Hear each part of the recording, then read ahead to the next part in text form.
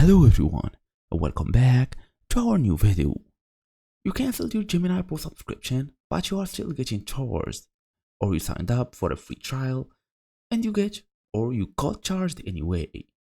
This is one of the most stressful billing issues since money is involved. Users have reported being charged for Gemini Pro during the free trial period or after cancellation. The issue often comes down to a temporary authorization hold, a missed subscription option, or a grace period you didn't know about. So, go and check the free trial disclaimer.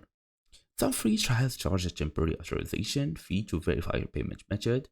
This appears as a dependent charge, but it's typically refunded within a few business days. Bank statements may show this as a pending or processing. Wait 3 to 5 business days before assuming it's a real charge. Then you have to verify you didn't select the paid plan. Sometimes users accidentally select the paid subscription option instead of the free trial. Double check which plan you actually selected. Gemini Pro is part of Google One. Go to one.google.com and check your subscription details, confirm the start date and plan type. Then you have to understand the grace period. Google One subscriptions have a 7-day grace period after failed auto renewal.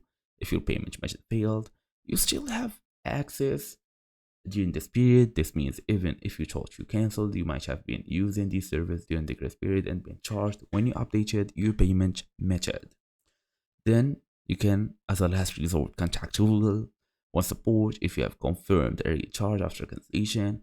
Contact Google One support directly by going to support.google.com/Google One. Yeah, that's it. Select subscription and billing as you see here.